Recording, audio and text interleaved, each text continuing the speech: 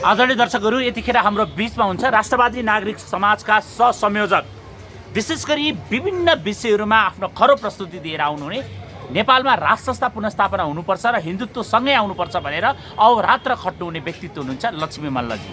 धेरैका लागि उहाँका चिर परिचित अनुहार हुनसक्छ र आज उहाँलाई हामीले एकसाथ उहाँलाई स्वागत गर्न चाहन्छौँ। स्वागत छ यहाँलाई। आराम हुनुहुन्छ? कस्तो छ? बडा दशैँको बिचमा हाम्रो भेट भएको छ कि कस्तो तयारी हुँदैछ? राम्रो छ। हाम्रो चाहिँ राष्ट्रवादी नागरिक समाजको आफ्नो मुभमेन्ट चलेकै छ। हामी दशैँका बिचमा पनि विभिन्न साथीभाइहरूसँग भेटघाट गरिराखेका छौँ र देशभरि र देश बाहिर रहनुभएका सम्पूर्ण नेपालीलाई हाम्रो हिन्दूहरूको महान चाड बडा दशैँको शुभकामना आदान प्रदान गरिराखेका छौँ। साथै राष्ट्रियताको विषयमा पनि चिन्तन मनन चाहिँ छलफल भइराखेको छ। जस्तो राष्ट्र संस्थाको विषय लिएर आउनु भएको छ, यहाँले भनिराख्नु भएको छ राजा बाहिर सम्बोधन गरिबस्नु पर्यो भनेर पनि तपाईँहरू निर्मल निवास अगाडि गएर उफ्रिनु भयो होइन? राजाले किन सम्बोधन गरिबस्दैन त? यस्तो छ मित्र, राजा एक त नेता जस्तो बोल्न फ्याक्टर बोल्न अलि मिल्दैन, त्यो हामीले पनि बुझ्नुपर्छ। तर माराधिरा सरकारका विभिन्न वक्तव्यहरू त जनताको नाम र देशको नाममा सम्बोधन आएकै छन्, यसमा दुई मत छैन। हामीले अस्ति 22 गते जुन सरकारलाई ज्ञापन पत्र बुझाएको थियो, तपाईँले स्मरण गराउनु भयो। त्यो ज्ञापन पत्रको मलाई लाग्छ कतै न कतै विषय छोएकै छ र प्रष्ट रूपमा राजाले जनताका नाउँमा सम्बोधन गर्नुपर्छ कि भन्ने चाहिँ अहिले जुन जनताको र देशको आवश्यकता हो। म फेरि तपाईँको मिडिया मार्फत भन्छु कि अब राजाले खुलेरै बोल्नुपर्छ। अब पहिलाको जस्तो घुमाउरो पाराले लेखेर भनेर भन्दा पनि जति जनताको अहिले राजाप्रति चाहना छ, देश बचाउनुको लागि, राष्ट्रियता राष्ट्रिय स्वाधीनता बलियो बनाउनका लागि पनि राजाले बोल्नुपर्छ भन्ने जनताको चाहिँ मनमा उठेको अहिलेको 100% छ नि, यसलाई उत्तर त सरकारबाट दिनै पर्छ। जस्तो सचिवहरूबाट सन्देश आउँछ होइन, तपाईँहरू जस्ता अभियन्ताहरूले भन्नुहुन्छ होइन, नेपालमा श्री 5 महाराजा धिराज ज्ञानेन्द्र वीर विक्रम शाहदेव भनेर सम्बोधन गर्नुहुन्छ, तर दरबारले दिने सन्देशमा त पूर्व राजा भनेर सम्बोधन हुन्छ नि, त्यसलाई कसरी लिनुभएको? यो त एकदम सरासर गलत हो। म भन्छु जुनसुकै उसकै कर्मचारी उहाँहरूको लागि पूर्व राजा हुनसक्छ होइन, तर राजा त पूर्व राजा होइन नि। राजा त अहिले कुन राजा छ? सिटपेच लाएर प्रचण्डजी पनि आउनु भएको छैन, केपीजीले पनि सिटपेच लाउन सक्नु भएन, शेरबहादुरजी प्रधानमन्त्री हुन्छ उहाँको पनि सिटपेच लाउने हैसियत होइन भने राजा त राजापछि राजै आएको छैन। जसले पूर्व राजा भन्छ यो त गलत हो। राजा त स्वयं राजा नै भइबक्सिन्छ। श्री 5 महाराजा धिराज ज्ञानेन्द्र वीर शाहदेव सरकार पूर्व राजा होइन, त्यस पछाडि कुनै राजै आएको छैन, राजै हो। 2072 को संविधान जारी भएपछि दरबारले झन्डै अहिलेसम्म 500 भन्दा बढी विज्ञप्तिहरू जारी गरे होला। त्यो प्रत्येक विज्ञप्तिमा पूर्व नै भनेर सम्बोधन भएको छ नि। कहीँ सागर तिमिल सिन्हाजीको निजी सचिवालय भनेर आउँछ, सचिव भनेर आउँछ, कहीँ फणिराज पाठक संवाद सचिवको नाममा आउँछ। तपाईँहरू के भन्नुहुन्छ त्यसलाई? म त एउटा सचेत नेपाली नागरिकको नाताले अथवा राष्ट्रवादी नागरिक समाजको विगत 12 वर्षदेखिको सडक सङ्घर्ष गर्ने, राजतन्त्र र हिन्दू अधिराज्य कायम गर्नुपर्छ भनेर सडक सङ्घर्ष गर्ने एउटा सचेत नागरिकको नाताले म भन्छु, मेरो व्यक्तिगत तर्फबाट चाहिँ पूर्व राजा भन्नु हुँदैन। अझ पनि भन्छु माराधिरा सरकार राजै आएको छैन बाबा।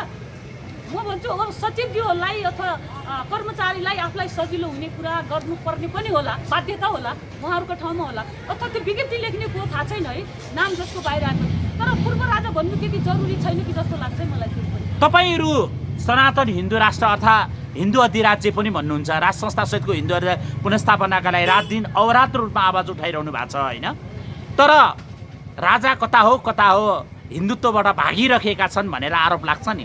तपाईँले भनेको कुरा मलाई नि खुल्दुली भएको थियो, एकदम राम्रो प्रश्न गर्नु। अहिले मैले भने 2.5 करोड नेपाली जनताको मनमा श्री 5 महाराजा धिराज ज्ञानेन्द्र वीर शाहदेव सरकारलाई नारायण नीति ल्याउनुपर्छ भनेर हामीलाई कमेन्ट लेख्नेहरू र हामीलाई भेटघाटमा त हामीलाई सबै कुरा हामी जहाँ जान्छौँ त्यो हामीले यो कुरा पाएका छौँ र हो पनि होइन।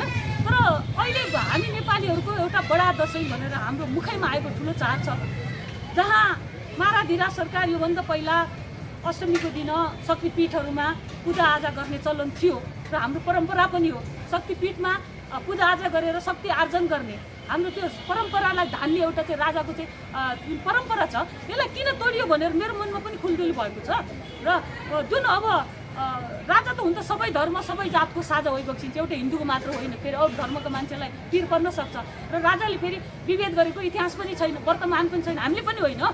तर अहिलेको चाडपर्वको जुन हाम्रो परम्परा संस्कार तोडियो नि, जसरी कुमारीमा सरकार सवारी भयो त्यसै गरी यो शक्तिपीठहरूमा पनि सवारी हुनुपर्छ। म तपाईँको के अरे मिडिया मार्फत महाराधिरा सरकारलाई यो नेपाली जनताको तर्फबाट बिन्ती चढाउन चाहन्छु कि जसले जे भने तापनि केपीजीको 6000 मान्छे भेला गर्दा कोरोना सर्दैन, यो म अघि असनबाटै इन्द्रचोक हुँदै हामी चाहिँ न्यु रोड हुँदै ठाउँ ठाउँ गएर आयौँ। भिडभाड कति छ, ठाउँ ठाउँमा मान्छे हजारौँ हजार मान्छे पेला चाहिँ सामान किन्न आइराखेका छन्। त्यहाँ कोरोना सर्दैन।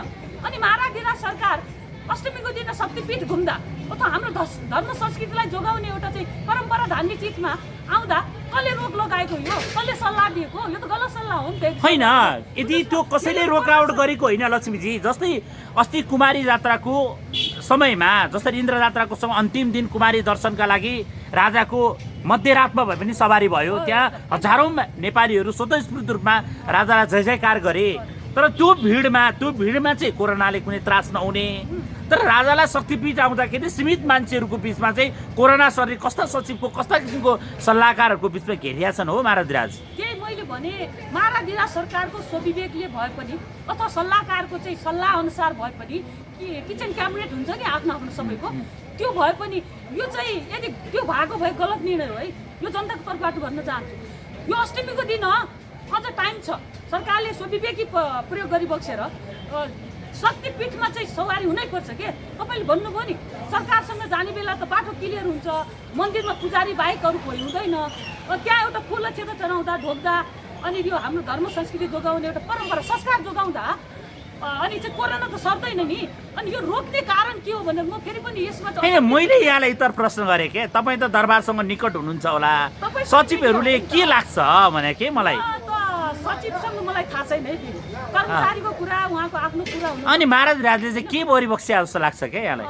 महाराधिरा सर चाहिँ मैले अघि नै भने त्यहाँ चाहिँ अब किचन क्याबिनेटको केही कुरा भए तापनि अथवा सल्लाहकारको केही कुरा भए पनि अथवा कर्मचारीकै भए पनि हामीलाई थाहा छैन नि। जसले जे भने पनि सरकारको स्वविवेकैले भए पनि अब जनतालाई यत्रो भिडभाडमा गएर अब किन चाहिँ आँखाको के अरे मान्छेको मनको चिसो हुनु भन्ने लागेको यदि छ भने होइन है सरकार।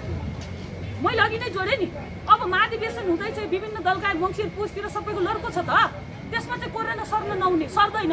मन्दिर आउँदा किन सर्यो भने होइन, त्यति मात्र कहाँ भएर भने लक्ष्मीजी विजयादशमीको दिन टिका लगाउन क्या एउटा राजा र प्रजा बीचको वर्षमा एकचोटि आफ्नो अभिभावकलाई भेट्ने अवसर पनि थियो क्या। त्यो गर्दा राजाबाट टिका लगाइबक्सिन्थ्यो क्या। त्यो लाउनको लागि टाढा टाढादेखि निर्मल निवासको ढोकामा ढोक्थे, बिहान उज्यालो नहुँदै आएर बस्थे, साँझ लगभग 7-8 बजीसम्म कुर्थे क्या। त्यो दूरीलाई पनि कायम गर्ने प्रयास हुँदैछ नि त। टिका पनि नलगाइदिने होइन हो। नेपालमा महाराजधिराज सरकार तपाईँहरू चाहिँ आउनुपर्छ भन्ने हुन्छ। कतै महाराजधिराज चाहिँ हिन्दुत्वको विरुद्धमा हो कि के हो? होइन, यो चाहिँ कताबी होइन। हिन्दुत्वको अथवा कुनै धर्म संस्कृति कुनै चिजको विरुद्धमा सरकार त होइन। तर चाहिँ यो अष्टमीको दिन घुम्न बन्द गर्ने र टिका लाउन चाहिँ हुँदैन है।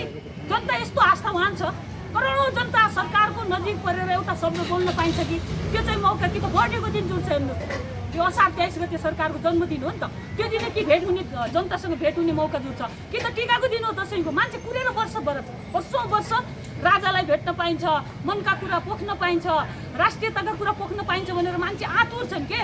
अनि यो दसैँको दिन जानुपर्छ भनेर हामीलाई त विभिन्न दुर्गम जिल्लाबाट पनि फोन आछ, टिका कति बजे हो हामी आउँछौँ भनेर। जुम्ला हुम्ला कालीकोट लगायत विभिन्न दुर्गम र सुगम जिल्लाबाट हामी आउँछौँ भनेर धेरै मान्छे कन्ट्याक्टमा छन्। अब हामीलाई नै गाह्रो भयो कि उत्तर दिन होइन। तपाईँले भन्नु पनि राजा वकालत गर्नुहुन्छ, निकट हुनु होला भनिदिनुहोस् भन्ने आशय पोख्नुभयो नि। तपाईँलाई धन्यवाद दिन चाहन्छु। म तपाईँको मिडिया मार्फतै भन्छु के, हाम्रो नि अहिले डाइरेक्ट त अहिले व्यक्तिगत भेटघाट त छैन होइन। त्यो नि बेला मौकामा होला, हुन्छ, भएको थियो होला। तर चाहिँ यो दसैँमा टिका लाउने जुन बन्द भएको छ नि सरासर यो गलत हो के। म महाराष्ट्र होइन, अर्को कुरा पनि छ क्या। जब यो धेरै वर्षै विगत केही यता वर्षमा घटनाक्रम त्यतैतिर मोडिँदैछ क्या। महाशिवरात्रिको पर्व आउँछ, राजाको सवारी पशुपति हुँदैन। अनि हरितालिका तीज आउँछ, राजपरिवारका सदस्य सरकारको सवारी त्यहाँ हुँदैन होइन। उहाँहरू काठमाडौँ बाहिरै बस्न रमाउनुहुन्छ होइन। अनि धर्म धर्म धर्म राजा भन्नुहुन्छ सँगै होइन। किन यो दुविधा होइन भने मैले अघि नै के भने राजालाई त हाम्रो जुनसुकै जस्तो काश्मीरी र यो जामे मस्जिदमा पनि राजाहरूको सवारी हुन्छ। धर्ममा विभेद राजाबाट हुँदैन, फेरि क्लियर म चाहिँ गर्छु यसमा। अथवा चाहिँ गुम्बामा हुन्छ, चर्चमा हुन्छ, सबैको साझा सबै धर्म छ। तर हाम्रो राष्ट्रको एउटा पहिचान हिन्दू अधिराज्य थियो नि, त्यो अन्तर्गतको हाम्रो चाडबाडमा तपाईँले भन्नुभयो यसमा कुनै न कुनै षड्यन्त्र त बाह्य पनि हुनसक्छ र आन्तरिक पनि हुनसक्छ। किनभने तपाईँले पशुपति जोड्नुभयो नि त। पशुपति त राष्ट्रको देव हो, हामीले माने होइन त, राज्यले मानेको। अनि राष्ट्रको देवको चाहिँ एउटा चाहिँ त्यो पर्वमा माराधिरा सरकारको एउटा राज परिवारको सवारी हुन्थ्यो यो रोक्ने काम कसले गर्यो भने हामी यसमा सशङ्कित छौँ के यसमा कुनै षड्यन्त्रले पनि हाम्रो जनताको अथवा चाहिँ राजाप्रतिको अथवा देशप्रतिको जुन आस्था छ नि घटाउने काम कसै भएको छैन होइन 21औं शताब्दीको राजा हुन खोज्या हुन् कि अथवा यहाँनिर अरू कुरा पनि छ क्या माराधिरा सरकारले हजुरहरूले भनेकै भाषा मैले सापट्टि लिएर भने जसरी नवयुवराज सरकारको जब छ हिदेन्द्र वीरविक्रम शाहको अमेरिकाको पढाइ होइन नेपालमा उच्चतम शिक्षाको लागि विदेशी विद्यार्थीहरू नेपालमा हजारौँ विद्यार्थी आएर पढिरहेका छन् होइन जसरी टाईलाई इसाईको प्रतीक मानिन्छ होइन अहिले राजाले चाहिँ टोपी नलगाएको टाई सुटका कुराहरू पनि देखेका छन् फोटो देखेका छौँ होइन हाम्रै धर्म संस्कृतिका कुराहरू गर्छौँ जसो राजकुमारीहरू टिकटकमा आएर हाम्रो त बिहे गर्ने पालो भयो भनेर नाचेका टिकटकहरू बाहिर सार्वजनिक हुन थालिरहेछन्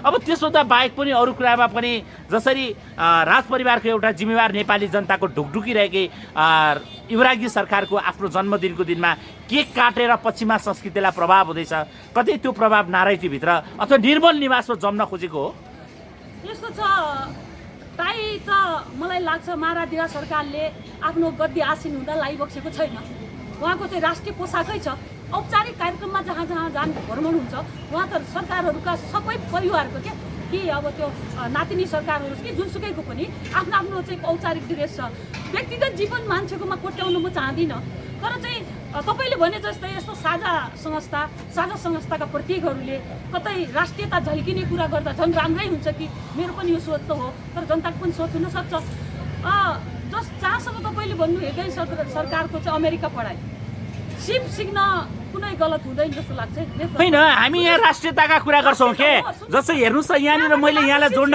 यहाँ अलिकति रोकेँ क्या मैले जसरी हामीका जर्सी गाईको कुरा गर्दा बङ्गुरलाई क्रस गरिएको भनेर भन्छौँ क्या हामी जर्सी गाईलाई के अनि अमेरिकामा गएर गाईका प्रतीकलाई लिएर गाईकै कुराहरू गरेर अनि ती धर्मका धर्मात्मा राजा भन्न मिल्छ भने त्यही भने फेरि मैले भने कि राजा सबैका साझा हुन् तर देशको पहिचान हिन्दू अधिराज्य हो क्या नेपाल होइन अमेरिका गएर हिन्दू अधिराज्य आउँछ होइन भने पढ्न त जहाँ गए पनि एउटा शिक्षा लिने हो नि त होइन हाम्रो शास्त्रले भन्छ वेदमा निपुण हुनुपर्छ राजा शास्त्रमा शास्त्र हुनुपर्छ एउटा गुरु राख्नुपर्छ हाम्रो शास्त्रले भन्छ क्या त्यो राजाको छोरा त्यसरी राजा कसरी शास्त्र सम्मत हुन्छ क्या तपाईँले भनेको कुरा त केही धेरै 100% ठिकै भन्नु पर्ला तर चाहिँ जुन संस्कार हाम्रो जुन उ छ नि पहिलाको शिक्षा अनिवार्य यो संस्कृति चाहिँ शिक्षा थियो वेद चाहिँ अध्ययन गर्नु पर्थ्यो दरबारमा विभिन्न किसिमका विभिन्न भाषाका चाहिँ गुरु त राखेकै हुन्छ कि मित्र अहिले पनि हामीलाई थाहा छ हृदयेन्द्र सरकारलाई सबै विद्या परिपूरक गर्ने गुरुहरू छन् अहिले पनि अमेरिका पठाउनु भएको छ सँगै गुरु अमेरिकाको भाषा पनि अब ट्यालेन्ट भयो नेपाल चलाउन अमेरिकाले नेपालको सपना देखेर भनेपछि एमसीसी सँगै जोडेर आउने भयो अब होइन नेपालका नेतालाई अमेरिकाले चलाइराखेको छ भने राजा पनि त्यहीबाट चल्नु पर्यो फेरि राजाको सन्तान पनि त त्यहाँको गतिविधि त्यहाँको संस्कार त्यहाँको कल्चरहरू सिकेर नेताले मात्र कति गर्नु होइन त उनले पनि एमसीसी बोक्न उतै जानु पर्यो नि तपाईँले भनेको कुरोलाई चाहिँ म काट्दै के भन्छु भने राजाहरू पनि विदेशमा बेलायतमा अमेरिकामा पढ्नुहुन्छ के तर पढेर त्यो बेलायती शिक्षा नेपालमा ल्याएर यहाँको शासन शैली बेलायतीको जिम्मा लाउने होइन नि त राजाले त गरेको छ त राजा वीरेन्द्र पनि त बेलायत पढिबक्सेको तर नेपाल आएर नेपाल त बेलायत बनाएको होइन 2028 सालमा राजा वीरेन्द्रले नयाँ शिक्षा ल्याउँदा समस्या थियो नि सुन्नुहोस् म फ्याट कुरो भनिदिउँ वीरेन्द्र सरकार त पृथ्वीनारायण शाह जस्तो एउटा चाहिँ व्यक्तित्व छ भन्ने कुरा आएको छ नि उहाँ अमेरिका गएर पढेर आए पनि गइबक्सिया त छैन हल्ला चलेको छ मेरो विचारमा नजानु पनि सकिएला यदि गइबक्से पनि जस्तो बाराक ओबामा जस्तो डोनाल्ड ट्रम्प जस्तो अहिलेको चाहिँ राष्ट्रपति हुनुहुन्छ नि त्यहाँको मान्छेले नेपालको सपना देखेर यहाँका नेता नाचाइरहेको छ हाम्रा युवराजहरू त्यहाँ गएर त्यहाँको सबै कुरा डिटेल अध्ययन गरेर नेपालमा कसैको चाहिँ गिट्टे नजर नलाग्ने शिक्षा पनि त आर्जन गरेर यहाँ आइबस्न सक्छ राजा भनेको त्यस राष्ट्रियताको रूपमा जहाँ गए पनि राजाले राष्ट्रियता बेच्दैन के पढ्न जाला तपाईको विश्वास छ तपाईको विश्वास छ भएकै हो नि इतिहास हो वर्तमान हो भविष्य पनि त्यही हो होइन राजा जहाँ गए मैले अब अन्त्यमा यहाँसँग सोध्न चाहेँ होइन बडा दसैँ हामी नेपालीका घर दैलोमा प्रवेश भइसकेका छन् स्वदेश तथा विदेशमा बस्नुहुने करोडौँ नेपालीहरूको आस्था र विश्वास छ जसले घर आएर मनाउन पाउनु भएको छैन अथवा स्वदेशमा रहेर पनि विविध कारणले दसैँ मनाउन नसक्ने पनि छन् दसैँ मनाउन चाहने पनि छन् यही बिचमा यहाँले अन्त्यमा के भन्नुहुन्छ स्वदेश र विदेशमा रहनुहुने आम नेपाली मेरो प्यारा आमा बुवा दाजुभाइ तथा दिदीबहिनीहरू जो विदेशमा बस्नु भएको छ र यो आउँदै हाम्रो आइराखेको दसैँमा आफ्नो घरमा फोन मात्र गरेर फोनमा कन्ट्याक्ट गरेर बसिराख्नु भएको छ र विदेशमा रगत पसिना बगाएर नेपालमा रेमिटेन्स भित्राउनु भएको छ, विदेशको कानुनमा पिल्सिएर रात दिन नभनेर काम गर्नु भएको छ। तपाईँहरूको माझमा दसैँ नजिक नभए नि कृपया रमाएर बस्नुहोस्, रमाएर दसैँ मनाउनुहोस्, हाम्रो कल्चर नछोड्नुहोस् र तपाईँलाई राष्ट्रवादी नागरिक समाजको उपसंयोजक लक्ष्मी मल्लको तर्फबाट हार्दिक शुभकामना व्यक्त गर्न चाहन्छु र स्वदेशमा बस्ने सम्पूर्ण नेपाली, सम्पूर्ण विश्वभरि छरिएर बसेका मेरा आमा बुवा दाजुभाइ दिदीबहिनीहरूलाई हार्दिक मङ्गलमय शुभकामना। राष्ट्रियता बलियो बनाउने चिन्तन गर्नुभएको छ, धन्यवाद ज्ञापन गर्न चाहन्छु र स्वदेशको राष्ट्रिय स्वाधीनता हिन्दू अधिराज्य राजतन्त्र पुनर्बहाली गर्ने अभियान, महान अभियानमा दसैँ पछाडि तपाईँलाई पनि हामी निम्ता दिनेछौँ र विश्वभरि छरिएर रहने नेपालीहरूलाई स्वदेशमा अहिलेदेखि नै निम्ता दिन चाहन्छु। आउनुहोस्, यो देश बचाउँ, यो देशमा युवाहरूलाई रोजगारको मुहान फुटाउने खाका राष्ट्रवादी नागरिक समाजसँग छ। महेन्द्रले खोलेका उद्योग धन्दालाई हामी पुनर्स्थापना गरेर आधुनिकीकरण गरेर हाम्रा सिपहरूलाई इन्जिनियर, पाइलट, डक्टर जति पढ्न गएका अथवा लेबरी काम गएका हाम्रा नेपालीहरूलाई स्वदेशमै मनगन्य तलब दिएर हामी उद्योग धन्दा फस्टाउने काम गर्नेछौँ। पहिला राजतन्त्र ल्याउँ, हाम्रो धर्म संस्कृति डुबेका विषय जोगाउँ र यो देश परनिर्भर हुँदैछ, यो देशलाई जोगाउँ भन्ने तपाईँको मिडिया मार्फतमा अनुरोध गर्न चाहन्छु र दसैँको शुभकामना व्यक्त गर्न चाहन्छु। धन्यवाद। धन्यवाद।